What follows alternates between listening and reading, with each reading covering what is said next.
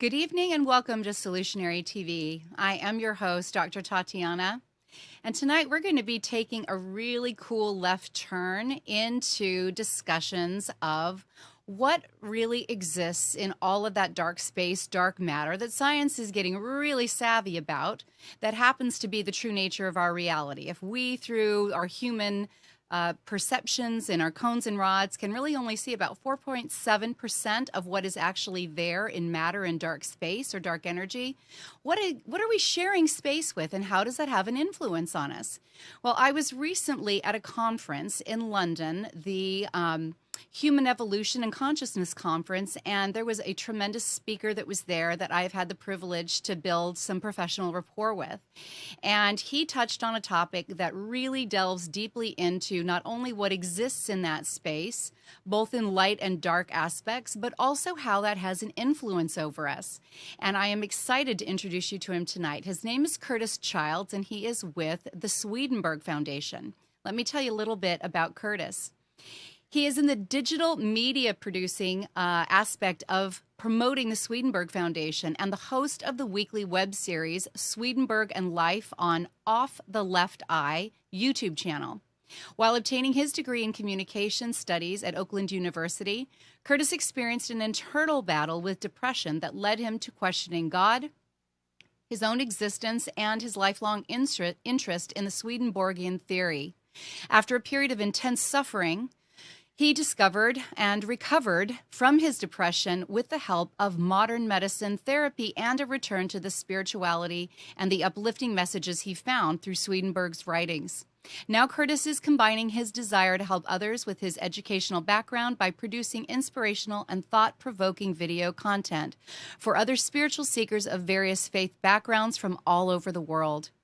His youthful vitality, mature presence, and his deeply rooted spirituality makes it easy for Curtis to talk about taboo topics, I know this well, like the afterlife and out-of-body, near-death, and paranormal experiences in a way that resonates across generations, cultures, and religions. Curtis has accumulated more than 400 Facebook likes, 9.7 million views, and 77 million minutes watched on YouTube. And he has appeared on a number of programs, including Talk Gnosis, Sunday Morning Spiritual, The Butterfly Moment, Dark 30 Radio, and many more. His work has been featured on the Dr. Oz show, and he was a speaker at the recent conference that I just mentioned. A lot of accomplishment and a lot of on-the-ground work, Curtis. Welcome, and thank you so much for joining us. Thanks for having me. I feel like that's a lot to live up to in my intro there, but I'm going to do my best. Well, you have a unique way of presenting the material that I really hold in high regard, and I think that it draws in the true seeker with an inquisitive and a playful and a non-dogmatic approach that makes it really easy to follow and wrap the science and some of our own, proclivities and philosophies on. But I think that it's important that when it's changed your own life and you recognize that some of these answers have helped you to deal better with your own depression, you're the perfect person to bring this information forward. I know that most of our listeners don't know a lot about Swedenborg, so I want to talk a little bit about how your own seeking and the depression that you experienced led you to discover, just briefly, Swedenborg's work and how you first started implementing it so that we can go from there. Sure. I mean, I had a period around 18, 19, which I found out later that a lot of people actually have this, where, I started to come down with what was later diagnosed as depression. But you hear that word depression and you think of, oh, I'm in a blue mood. I don't have any energy. But the thing I experienced, and that a lot of people experienced, was actually very, very chaotic and frenetic. And it was just, to describe it quickly would be to say that everything in my mind kind of turned against me. Like, all my thoughts were just trying to lead me in these patterns that would get me more and more upset, frightened, miserable, all that stuff. My emotions didn't, seem to be working against me, and I would get triggered by things all the time. It just was very confusing, and I didn't really know what to do with it. So as as you said in that bio, there was a lot of steps to climbing out, but there was this crucial piece that Swedenborg provided that without that, I don't think I would have gotten as far as I did. And as you said, if something helps you, you feel like an obligation to try to pass it along, even if it's something Exactly. as weird as a Swedenborg, which we'll get all into. But I feel like yeah, you just feel like I've got to do something. I've got to tell people, because there could be people in my position that no one thing is going to cure everything for people, but if I can give them a tool to add to their toolbox that's going to help them in the dark night of the soul that we go through, then I'm going to try to do it. And that's what we're trying to do together, me and my team at the Swedenborg Foundation. Yeah. Thank you for making that so succinct and personal. When we were at the conference, there was a lot of other guest speakers that were talking about, consciousness as we are an evolving society. We talked about, neurochemical response and DNA. And there was a lot of high energy around, gosh, I can do anything with this information. The speakers were real perky and the topics were relevant to really fire us up. And they had your particular speaking segment at the end of the conference. And you may recall, and I would like our viewers to be aware, there were some times as you're expressing some of the content that Swedenborg revealed and really wanted to make known to the world in terms of Western medicine and mental health, and how we appreciate or how we perceive others that are dealing with their own dark night of the soul or with mood disorders, whatever it happens to be, that there's more going on there. And every now and again, you'd preface with, so, okay, it's going to get a little weird now, or okay, I hope you're okay with this. And I remember how profoundly I felt compelled to say, don't apologize. We need this stuff, Curtis. There is a whole world in this Western world where we've just let go of some of the Eastern understanding that does still exist and is practiced as some of their applications to medicine that are helping others to realize it isn't all just me. It isn't just this self-persecuting prison we're in. And we really need this information. So I'm so grateful you're here tonight. Tell us a little bit about how Swedenborg stumbled into this arena of self-knowledge and experience beyond just his own personal proclivities to spirituality or what he thought existed in that dark space, dark matter. Yeah, so Swedenborg was a guy who, just the briefest of bios on him, he was a scientist living in the mid 1700s, or early 1600s to late 1700s, who was living at a time in which science had only progressed far enough that one person could actually almost learn all of it at once. Yeah, and he was one of those people. He was universally regarded as brilliant and had made all these major contributions in all these diverse fields. He was a leading voice in anatomy. He had had a high position in Sweden's mining industry, which at the time was a very powerful industry. He was doing experiments in designing proto flying machines and all these sorts of things. He was figuring out how the whole physical world worked.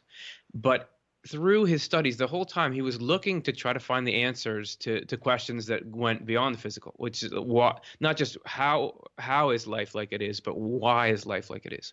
Why do we go through the things that we go through? Is there something outside of this? Is there God? Is there life after death? So he had been throwing himself into these questions. He was actually doing all this anatomical research to try to find, he was making all these discoveries, but he's looking for the seat of the soul. Like, where does today we'd say, where does consciousness reside in the body? And he sort of hit a wall. And it was around then that he almost spontaneously, his dreams began to get more vivid, and he very quickly progressed. And he actually, which is remarkable for his time, kept a journal of his own dreams and like did this psychoanalyzing of them. And remember, this is well before Freud, so there wasn't any discipline, but he would write down what he thought the symbols in them meant, and he was just trying to figure it out. So you can see him document his own progression into what we would now call having a lasting series of spiritual experiences or out-of-body experiences, in which he wrote that he got to see the remaining part of the equation. Like, there's the physical world and the life that we experience here in it, but is that the whole story? What's behind what he found was this, what you and I are experiencing here, the physical world and our consciousness, is kind of like the skin of reality. It's the outermost level, and there's a whole machine behind it that leads to these results. It's like the causes are in this other part of life and the results are here where we are. And to him, this was the missing piece. And once he found that, he had to publish as much as he possibly could, because he felt like strongly that he had found these keys to life that should be common knowledge. Right, right. And obviously he did such a good job of asking, doing the Q&A when he was in those lucid states of receptivity, that he was able to catalog and actually kind of map out a context for it, didn't he, Curtis, of, Yes. here may be a higher and lower order of intelligence that exists through this veil that we are finding perceptible, maybe not always visually, but we can hear voices in our head. There might be some clairaudience going on or some claircognizance going on. And those that are particularly sensitive for whatever reason, whatever their predisposition is, may fall prey to being so receptive to that other realm that they could experience more of a state of madness or disassociation, multiple personality disorder, what we would refer to as schizophrenia.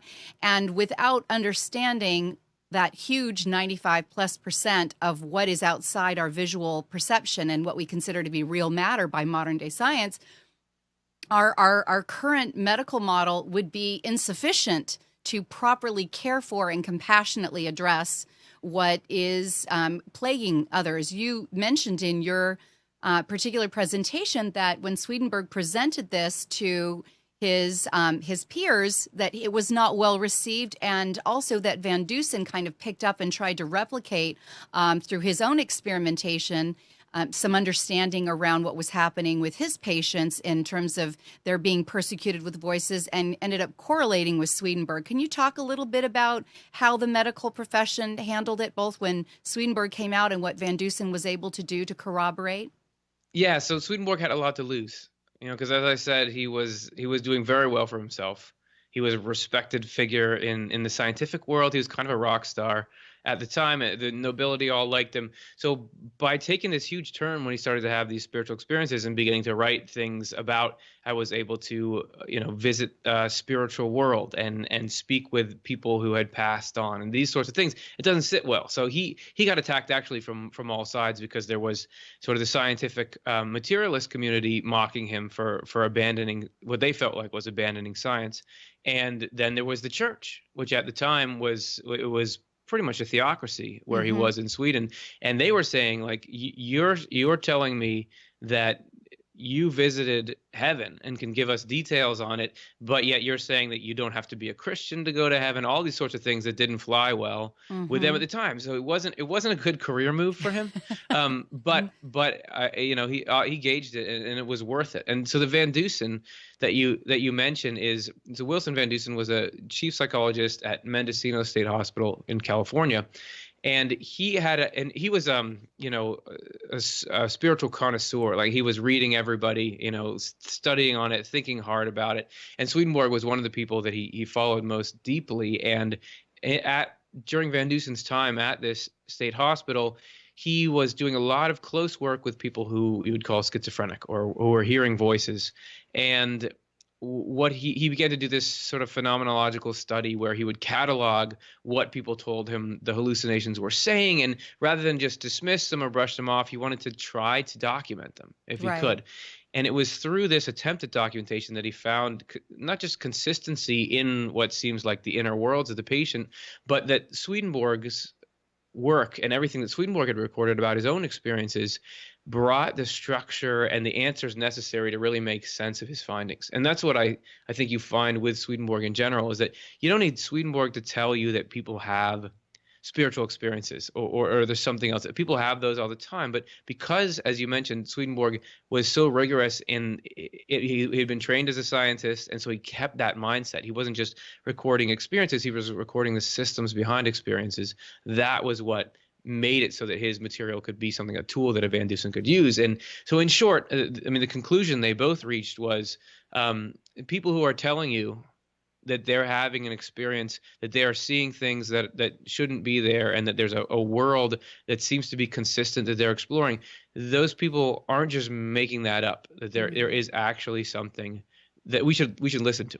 Right. Right. And actually it's so a cruelty to not be listening to them and documenting and trying to draw reasonable correlations, because we do have a wealth of religious, or at the very least spiritual, philosophy to be able to draw on, going back, well past modern religions and Sumerian belief systems, Hermetic belief systems, Egyptology. There is such a wealth of data to be able to research and take a look at.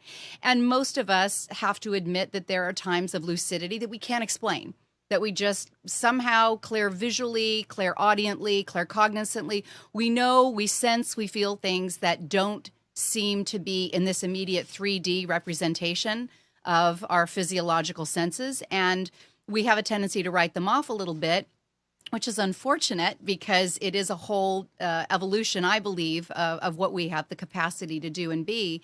And in practice, as an energy intuitive, it's impossible to not pick up on that information. And that has been a huge aspect of my career for quite some time, and helping my clients to realize we're all intuitive. It's really just a matter of you're giving yourself permission.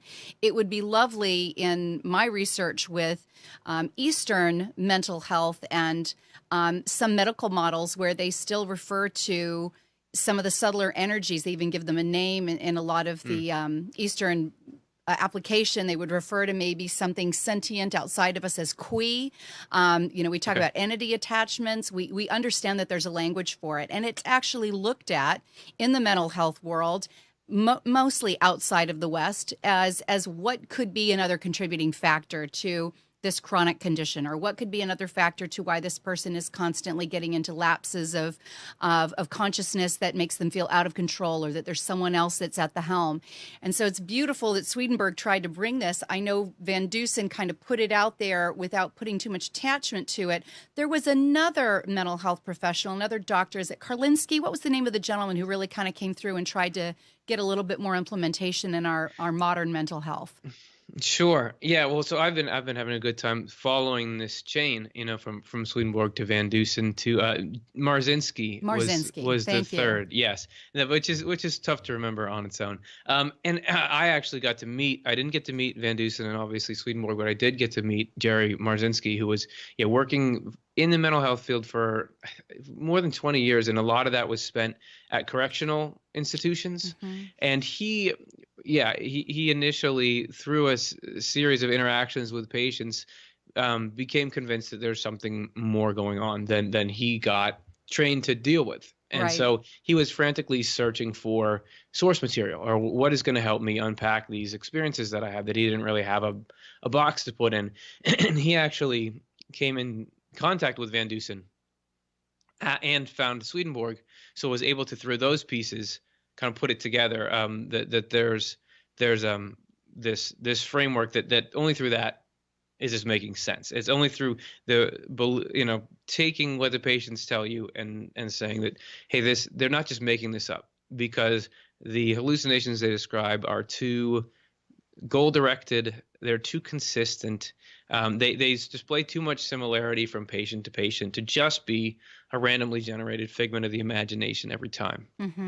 And I think that even if somebody out there has never had what you would call a clairvoyant experience or a spiritual experience, there's still a way to kind of check this out. Because if Swedenborg and Van Dusen and Marzinski are all describing the underlying conditions that create the conscious experience that we have, you should be able to see the ripple effects in your normal consciousness. Like, I haven't had what I would call like an overt, obvious spiritual experience, but like I said before, my mind was so difficult to manage that it left, like, the explanations I was getting, that the purely materialist, reductionist explanations were not, first of all, not satisfying, because it didn't seem to fit the experience, but second of all, not helpful. It was only through Swedenborg saying, like, that just because it's in your head doesn't mean it's yours, and doesn't mean it has your best interest in mind. By allowing this idea that maybe we're part of a larger network, or there's a larger substrate that we're operating in. It's not just like we're little silos of consciousness. When I started, and it didn't matter how far out it seemed, because when I started to apply it, my own head got a lot easier to navigate, and I was able to gain leverage through the ideas that I couldn't get through anything else. So Right. it's sort of like anybody can test this anytime, not in like the theory. Like right now, science doesn't quite know why there are these cosmological constants or whatever that run the universe. So you propose a theory, which is this multiverse theory, and you can't measure whether or not there's a multiverse, but the idea would explain the results we get. So I think it's Right. the same sort of thing. Maybe you feel like you can't go out there and see, are there spirits that are affecting how we think and feel? Is there a life beyond death? Is there sort of a spiritual world? But you can look at your own results in your mind and say, given me imagining that that's the case, does it work here in the theater of my own consciousness? And that can be some of the most powerful testing there is. Right. It's kind of like taking Occam's razor to another level. You're reverse engineering these theories and saying, listen, I can't prove that they're right, but I'm going to apply them and I'm going to see whether or not I'm getting the kind of results that are, again, creating clarity, empowerment. Do I see the mosaic building here? Does it look related and tied? And I think that that's so important, and it must be important on a global scale, because as I am looking at your ability to fill a conference room and sharing this information that Swedenborg has passed on to the masses through your YouTube channel, the amount of hits are profoundly demonstrative that folks are not getting the answers, particularly in the Western world, that they are seeking, and they are willing to Google it. They're willing to go onto YouTube and say, okay, higher and lower order of spirits, something's going on here. I don't know what my kid says they're experiencing, but I need more information. Or I feel, every third day an addictive quality that makes me want to go and eat this particular substance. And it's so bizarre and it feels almost unnatural in the way that it arises in me. Could there be something influencing me that's getting something off of this? So knowing how vast this topic is, Curtis, I know you pay attention to your analytics. I'm assuming you know what has been the most highly viewed topic that you've put out there, and these are lengthy, I know they're over an hour, that you feel is of utmost importance with our current society right now that Swedenborg is offering wisdom on? Yeah, I first want to say that it's been like this amazingly wonderful surprise to me that anyone would want to listen to the stuff that we're putting out there at all. If you would have told me 7 years ago, you're going to do a YouTube channel about Swedenborg and you'll have 10 million views on it, I would say there's zero chance of that. But I've been so surprised and heartened, not just by that you're getting views, but that you're getting impact. Yes. It's not just people saying, oops, I was trying to search for a cat video and I found your channel accidentally. This is weird. We get feedback all the time that people are saying, this is what I was looking for. And this is the missing piece. This is how it's changed my life. It's like sometimes I feel overwhelmed. Like, how do I manage how much life change is happening for people from what we're putting out there? So, and that again is reconfirmation to me that it's not just if people are finding it and resonating with it, to use that term, there's got to be something that's there. So I mean, our most popular video, which actually just crossed the 1 million views mark, it was about it's entitled, and it's a video that we never thought would get very many views. The audio qualities, I mean, the video quality is not that great and everything, but you never know what YouTube's going to grab a hold of. Right. And it's entitled, "Why Don't Our Loved Ones Who Have Died Communicate with Us More?" And Wow. I think that hits the nail on the head. Is you get people who love people and then they lose them, and the explanations break down there because something about the idea of that person that you loved was just a bunch of material. There wasn't actually, like, it's just this configuration of material. You can feel like there's no way. I mean, it's not just a body. There's a someone, there's a person in there, and and you also get to this feeling of like there's no way that they can just end. And so that video that we have there is a look at Swedenborg. But on the other hand, let's say that there's plenty of ideas out there about there being a life after death and our loved ones are in a better place and they're fine. But if that's the case, why don't they Skype us? You and I can talk to each other. Why can't they come in? So we attempted there to explain what we could get out of Swedenborg's description of what the world, the mental or spiritual world is like that we go to when we shed the body, and what our world is like, and why you might have difficulty communicating between the two. And not for everybody, obviously. You're mentioning there's people who are having these experiences or reporting them all the time, but for a lot of us, we lose somebody we love, and you don't hear anything, Right. and why. So that's the topic that I think gets the most interest. There's certainly a lot of interest behind the ones you were mentioning before with basically, why is my own mind against me? It Mm-hmm. would be the underlying question. We have a series on that, and it doesn't have the highest views, but it's got a lot, and the comments are really really purposeful. Like, people who get into those really get impacted by them. So that's definitely up there. And then some of it's just the bizarreness of the whole thing. Like, we have a video called 8 Strange Places in the Afterlife, which is just cataloging some of the farthest fringes that Swedenborg reported seeing. And sometimes people want to hear that too, which is not that different from, you'll have a show here about the 8 strangest invertebrate animals or something like that. So we like to sort of think about what are the the limits of reality. So it's a bunch of stuff, but I think at the core of it is love. And people are wondering, if there's people I love, why are they gone and where they go? And Mm-hmm. then why are these things inside me trying to impede my ability to love myself and others? So it all comes back to love, which Swedenborg says love is our life. That it's totally natural that that's what we're wondering about. Yes, and I'm impressed. I'm glad that you shared that with us, because it does say so much about how we're trying to make tangible and relevant our own personal journey, the legacy that we're leaving. We're attached to the legacy others have left.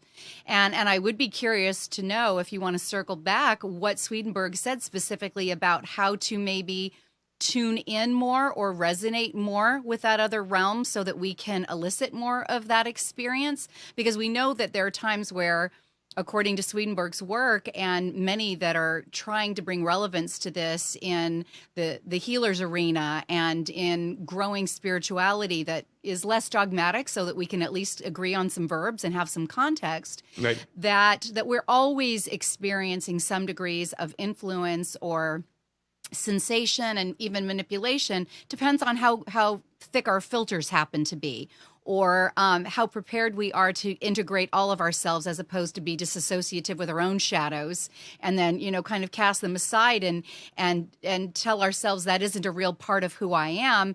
And unfortunately, that doesn't lead to the wholeness and the inquiry and the reflection that we often need, and might even make us more vulnerable to some of those unseen forces. I did look at one video. Actually, you had several that were on a similar topic, but it had to do with subversive energies in the dark field. And I think it's really important, since I want to be able to support our viewers that have someone in need. We have a huge epidemic of depression in this country and in the Western world. When I did my book signing, we kind of came out with a Did You Know game, just to discuss the applicability of why it's important to return to our wholeness and be able to use some of our intuitive discernment as a skill set. And one of the key reasons is because the #1 prescribed drug in the Western world is an antidepressant. And when you think about that, it tells us that a lot of us are not integrated. A lot of us are experiencing isolation and disassociation. And if we can be preyed upon by things that exist that we don't directly perceive, in a materialistic, reductionist world that says, nope, it's all meat suit. That's all you are, and you're a bundle of nerves and neural activity and such, then we don't even know how to safeguard ourselves or discern better when we are having some of this. So can you talk a little bit about what Swedenborg discusses, and that you also shared at the conference, about kind of the higher and lower order that was again documented by Van Dusen and then Marzinski as being really, truly helpful to those that are experiencing some of these mental health issues? Yeah, I absolutely can. I think that, I'm going to talk to you about what Swedenborg called spirits, or he sometimes called the nice ones angels, and the mean ones evil spirits. But he said that it's all people. You think about here, there's people who you can probably think of, people who are positively impacting your life, and people who are intentionally or not making your life harder, right? And you can certainly look out at the news and you see people behaving in really wonderful ways that you want to try to emulate, and then people just doing these horrible things and having these horrible priorities, right? So according to Swedenborg, we're all here in this world, but when you die, you don't dissipate. You go Right. on to this spiritual world. So the spiritual world is full of people, just like this world is, right? So it's just like, you can't just walk into a city that you don't know and just start talking to everyone. A lot of people are friendly, but some are not. And Right. some are, and there's all these like tourist scams that people run where they try to take advantage of people who don't know where they are, or don't know the scene. Swedenborg says the spiritual world is like that a lot. Hmm. That we are there right now.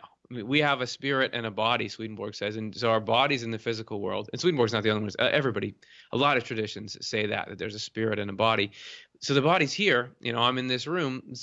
Where's the spirit? The spirit is in the spiritual world. So we're sort of dual citizens right now. Right. So Right. Swedenborg is saying that just like the physical world is affecting your conscious experience, like let's say that, let's say I'm talking to you right now, and let's say I was being a really bad guest, and I was just like saying annoying things, and I would be affecting your conscious experience. I would be making you feel bad about the evening. Hopefully I'm not, but that we can do that to each other. And Swedenborg is saying that your spiritual company can do that to you as well. And Right. that you, just like we all live in a particular neighborhood, our spirits live in a particular neighborhood, and that Hmm. we are influenced right down to like Swedenborg talked about the spiritual world, and some people imagining it like a bird that was flying far off, like, oh, there's the spiritual world, I can think about it. He says no, it's so close to your face that it's feathers are brushing your eye.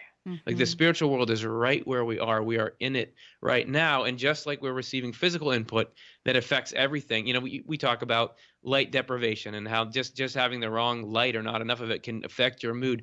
Spiritually, we're getting input as well, too. And he Right. said that we are all the time in this equilibrium between love and selfishness, and that comes with an equilibrium between these two kinds of spirits, the kind benevolent spirits, like people who want to help you, and people who want to hurt you. And Hmm. there's varying degrees to which the spiritual world is actually aware of what we are, who we are, and where we are.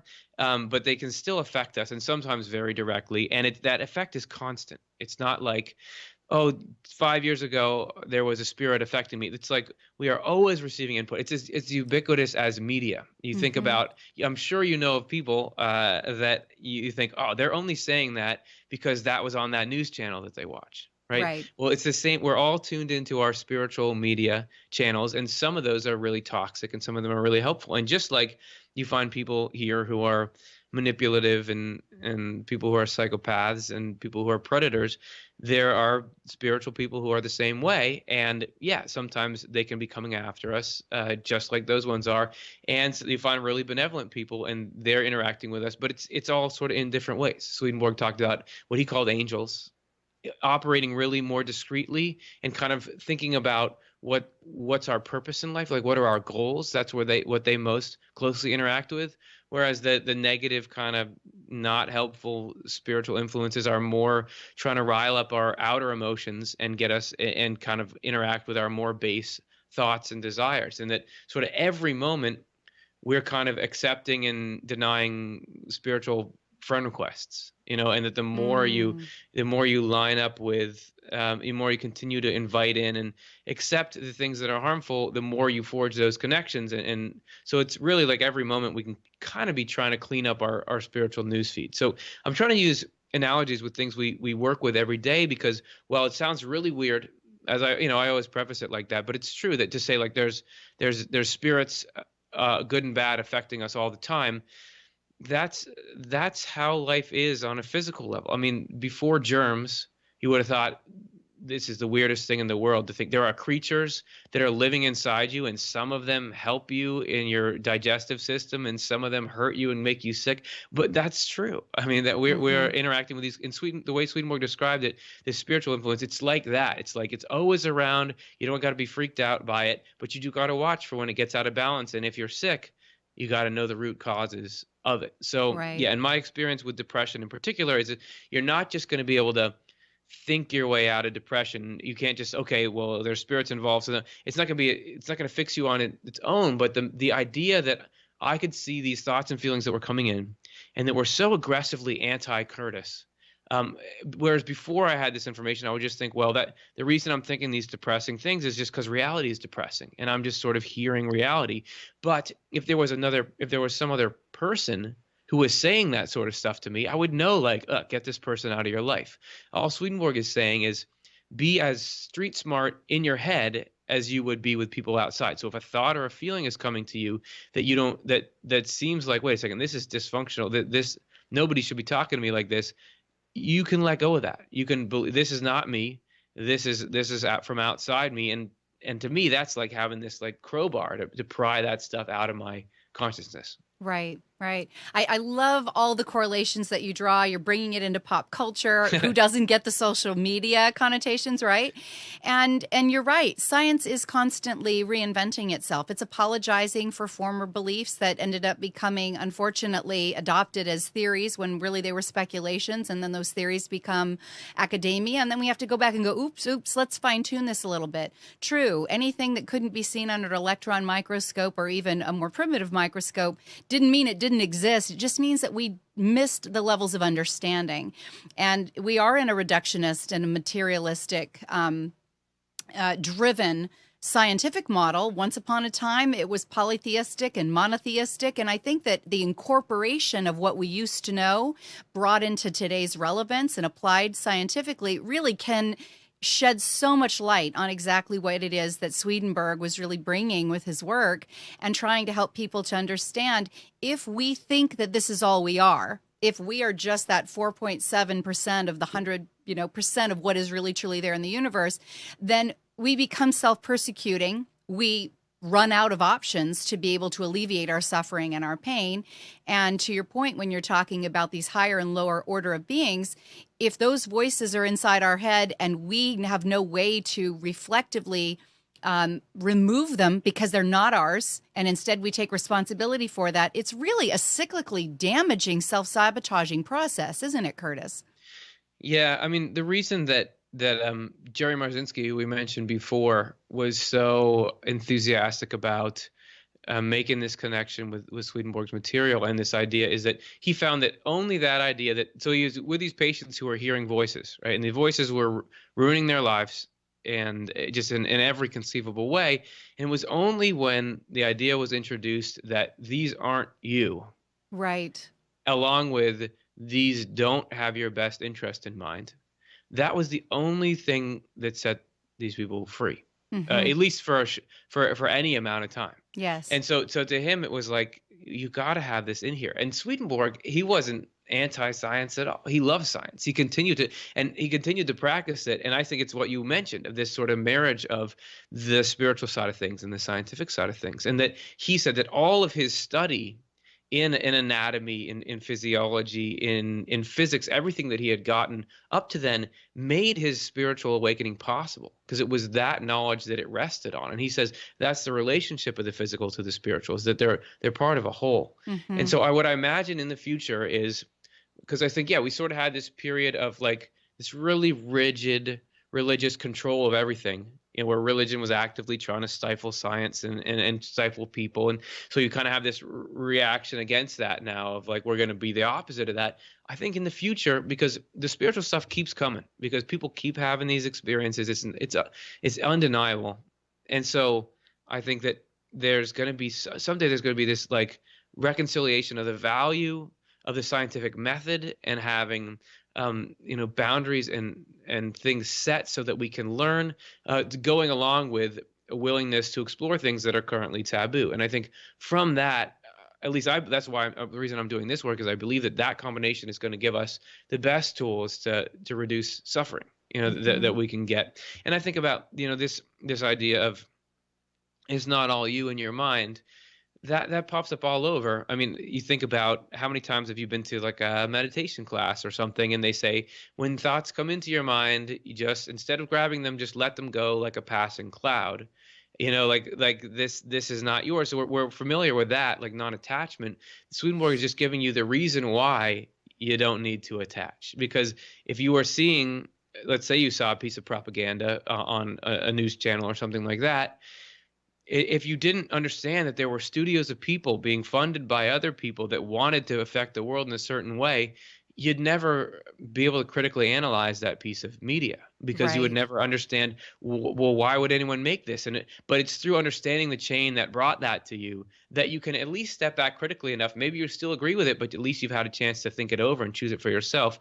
We're trying to do the same thing with thought, that there's a chain there as well. It's, that we're not isolated there, just like we're not isolated in this world. Yeah.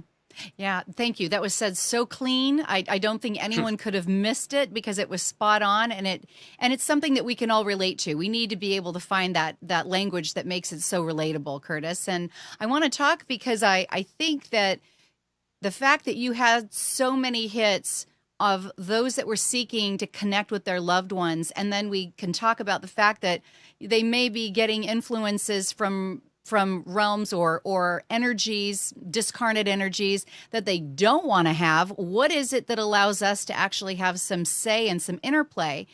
Now that we've got so much coming out with science talking about the fact that this really isn't a materialistic universe at all, it's about wave and frequency, and we know how many things affect wave and frequency, I do believe that Swedenborg kind of touches on this a little bit, particularly in your recent submission talking about eternity, about space-time and what we focus on, and kind of like we're honing in on dimensions based on our frequency or our focus. Can you talk to that a little bit? I really want to empower our listeners to realize that they do have a say in how much that influence has in their lives.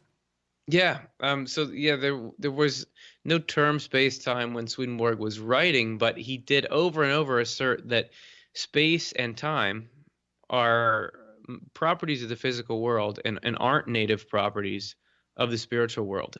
That the spiritual world is completely analogous to the physical world, meaning like it's almost like the physical world is a metaphor for the spiritual world. So all the forces and laws and everything that we see and interact with here have a counterpart spiritually. Like to give a easy example, gravity. As I understand it, science is finding that gravity is this force that through somehow keeps things moving like they do. I mean, it's what organizes bodies. It's what is driving the movement of large objects in space. Gravity is what keeps us on the ground. It's what pulls us and the earth together. So love does that spiritually. So just like gravity is the organizing force that keeps things together in the physical world, in the spiritual world, people are naturally drawn together and grouped based on what they love. So Wow. if you have people who all love to try to dominate other people or get what they want out of other people or care only for themselves and not for the other people, you're going to be pulled towards other people who are like that. And that conglomeration of everybody who's a jerk and loving it, that's what Swedenborg calls hell. That's that state of mind. So on the flip side, he says the driving love in what he calls heaven is mutual love or concern for the happiness of others. So the more that when we're looking and specifically loving the common good, that when I'm affecting the world every day, if I'm thinking, how do I make the world a better place? That's the love that drives heaven. And so that love, the more that I try to work on it and make that not the only thing I ever feel, but that's my highest goal. That's the thing that's the most important in my life. That is pulling me into heaven in spirit. And so the more that we are working to, and he really says that our part in this whole thing is more just to reject what we know we don't want. And so that the more that I can take a moment when I get this impulse to snap back at somebody or get even or do something that's dysfunctional, if I can resist that and do it not just because I don't want to get caught or I need a ride home from this person, the more I can do that because I actually care about not inflicting harm and I care about trying to contribute to the common good. Every time I do that, I change my address just a little bit. Spiritually. Right. I mean, it probably, if science was going to look at it, and I'm always trying to incorporate science.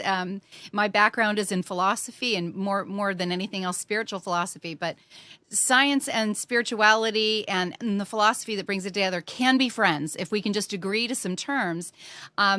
If it's about resonance and frequency and vibrations being able to attract one another or to be able to run in harmonic wave with one another, you kind of look at it again from a place that deals with pop culture.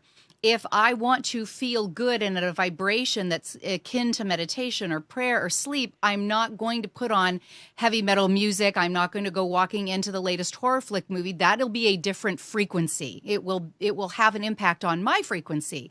I will either acclimate to it or I will need to leave the room. But one thing or another, there will be some sort of harmonization that will take place.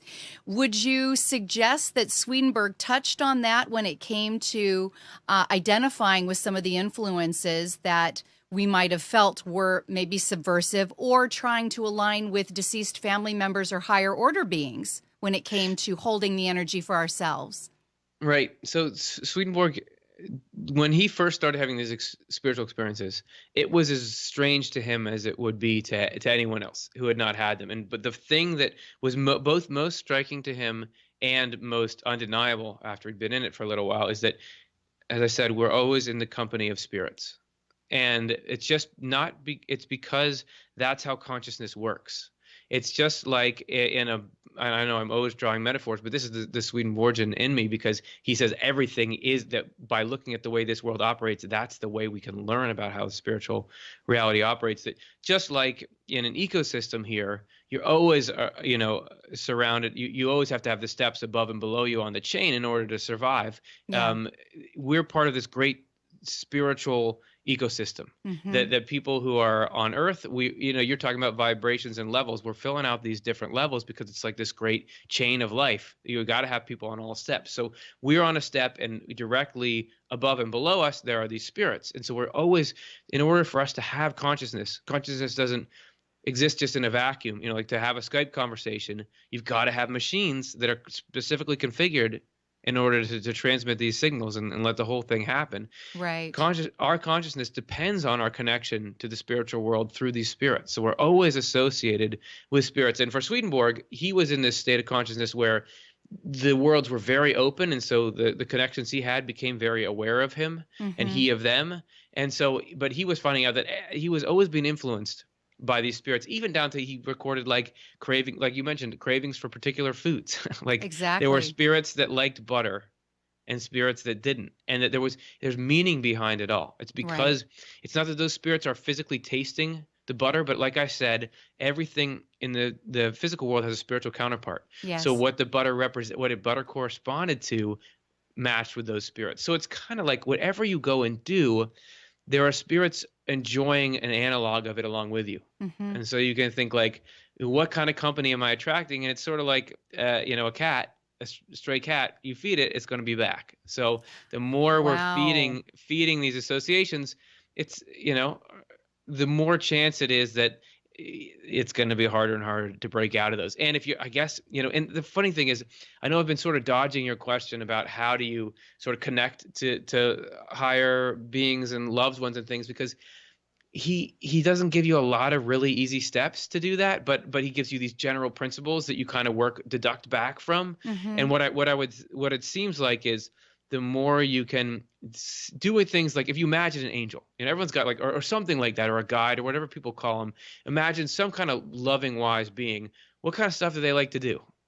What kind of stuff do they think is fun? The more you're doing that, the more you're making you a fun place to hang out. And you're making these associations stronger, that when we engage in these things like mutual love, kindness, in whatever form that takes, I'm not saying everyone's got to play a harp. There's plenty of cool stuff that you can be doing, right? But the more that we're doing that, the more Swedenborg talked about when he was doing these good, loving things, the angels were twice as happy about it as he was. So that we can make ourselves it's not like we're ever going to be abandoned by the higher side of things. Like they love everyone. This is like, imagine, the most loving person and them just growing and growing in love and wisdom. So then it's not like you earn the right for them to care about you or not, but it's all about access, that because we have this crucial freedom of consciousness, we can really open the door or shut it to either the higher or the lower. So it's all about just opening that door, and the higher, the heaven, is very much not going to force where we don't want them.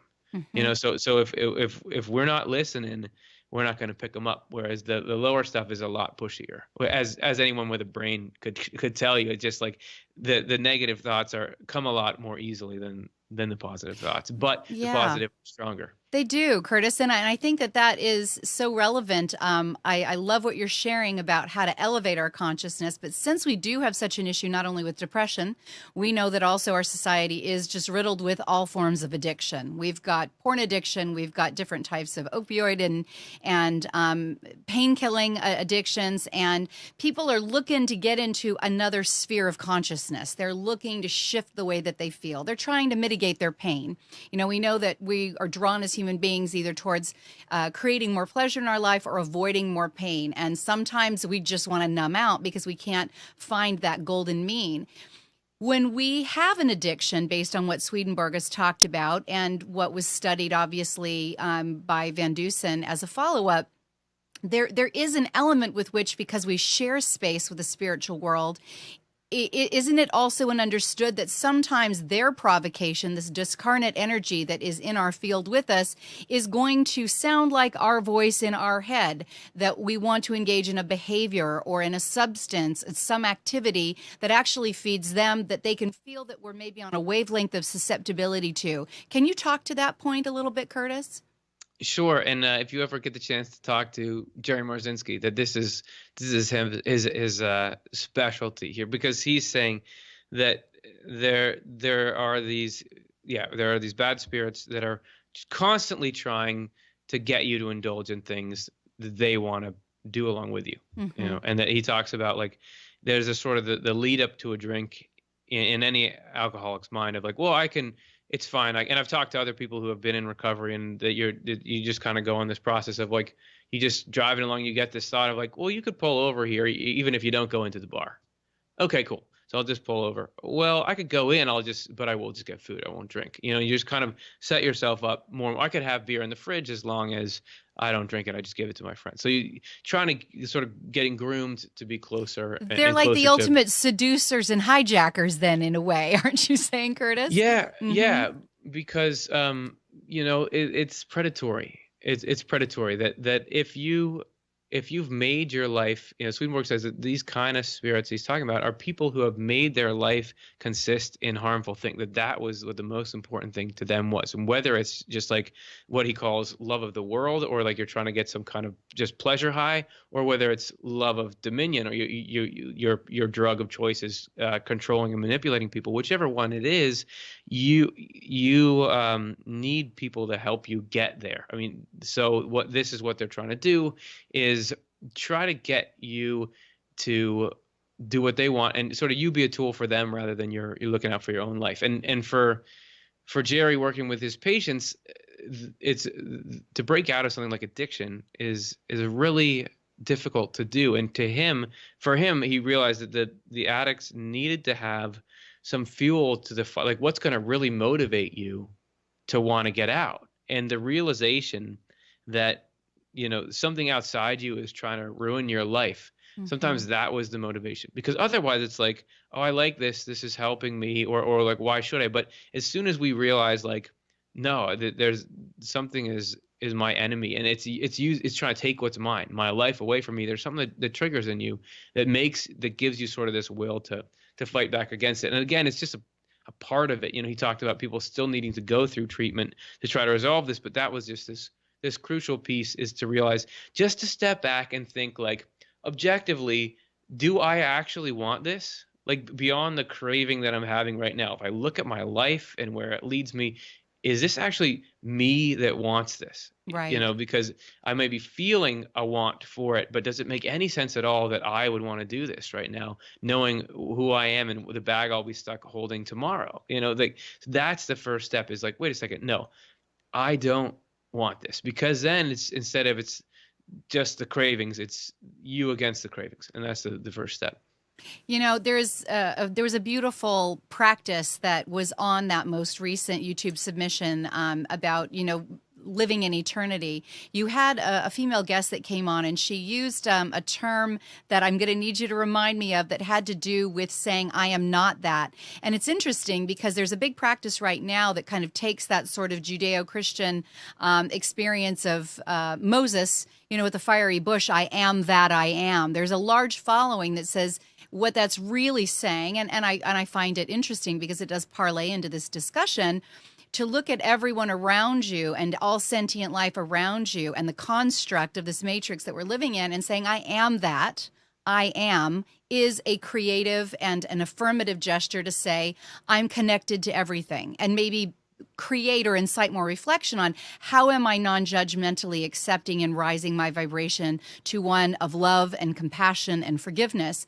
But on the flip side, when someone's being tormented by energies that feel subversive and attacking and maybe again kind of hijacking, as you had stated, there was a practice that the woman that submitted in that last video, she talked about not associating with it and getting into dialogue so that it didn't have that power to consume her. Can you speak to that for our viewers tonight?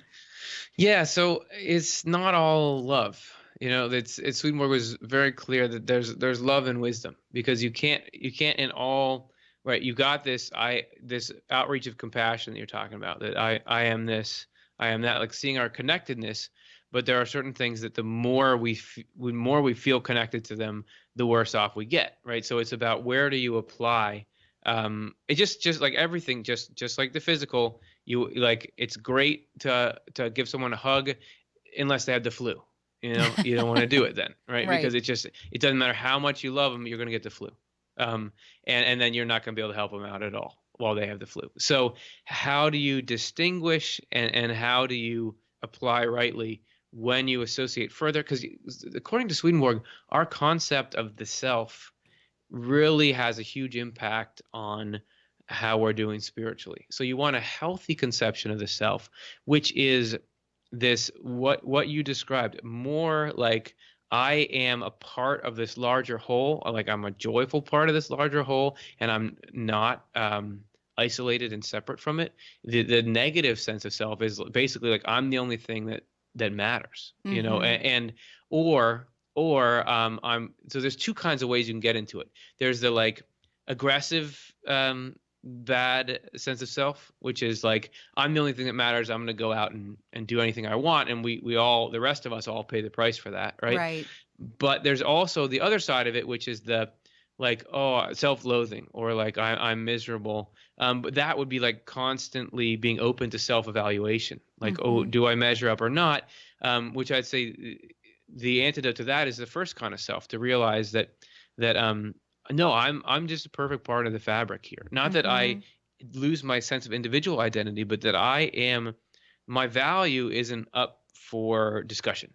Right. That according to Swedenborg, that we're all, every single person is of ultimate value, because we are all actually playing a role that nobody else can play, that everybody has their own miniature form of the universe in them. That he says everything comes back to love and wisdom, like I was saying, and that we all actually love and think in a way that's different than anyone else ever could. And that might seem less consequential in the physical world, but as I said before, love is spiritual gravity and wisdom is spiritual light, right? There are these two great forces. So the fact that we have our own unique sort of conduit for this part of the divine is giving us this essential role to play. So I would say the dark side of things will always try to, if you're vulnerable to it, make you worry about your value and worry about your trajectory, like, is my life going in the right direction? But that stuff is non-negotiable. I mean, the divine providence, Swedenborg called it, this effort that's drawing us all towards the best possible outcome.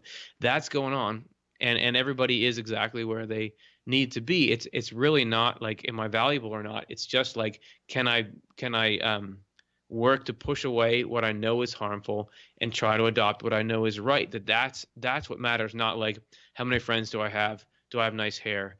Those sorts of things, or do I because it's going to come out all right as long as we can look towards mutual love and sort of push away this competitive mindset that's causing all these problems in the first place. Exactly.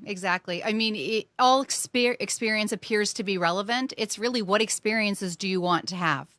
Are you wanting to be in joy? Are you wanting to be in a place that builds you up and allows you to feel relevant in a context that isn't about ego and it isn't sociopathic or narcissistic? It's about being part of a whole that, like you said, is love and it is light. Or do I want to dance on the dark side for a little bit, but I have to recognize that there's consequences for living in that vibration and being influenced in that vibration? This is such a relevant topic. I know that our viewers are hungry for more information. Can you take a moment and tell them where to find you with specificity, Curtis? Sure, absolutely. I mean, the easiest way to do it is just go to youtube.com/offtheLeftEye. And that tagline is a reference to a spiritual experience Swedenborg had where he sort of had his spiritual site opened. You could also go to Swedenborg.com. That's our website. From there, you can find links to the videos. And there's a lot of topics in there. But if you just search Swedenborg and then anything on YouTube, we probably made a video about it. And there's not that many people making Swedenborg videos. So you'll probably find us. But yeah, the easiest way, youtube.com/offtheLeftEye. Well, your work has been exceptional and it's entertaining, and that is not an easy thing to do when you're marketing online spirituality. So my hat is off to you, Curtis. Thank you so much for being our guest tonight. And I just want to say to our viewers, listen, there is so much more to be understood about the complexity of nature, of our existence, and of all that we have the opportunity to choose to experience if we are willing to be educated and then draw application. We're thrilled to have you here tonight. We're glad that you got this content. If you're looking for more of these answers, please do look at Curtis Childs and the Swedenborg Foundation through his YouTube channel, and take a look at Solutionary TV and see what books and materials and also trainings are available to you. Consider being a sponsor and a patron so we can keep this content, because together we are the solution.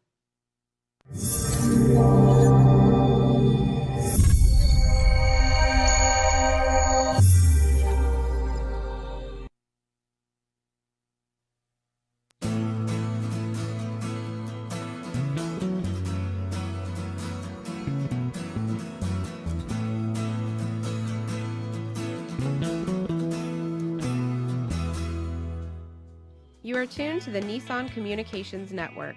If you tuned in too late, you can always watch each program in its entirety or download an MP3 audio file of it in the archives section at nissancommunications.com. Don't forget to subscribe to our YouTube channel, follow us on Twitter, and like us on Facebook. Sponsored by Telestream's Wirecast software, StreamingGear.com, Carolina Apparel, and DeltaForce.net.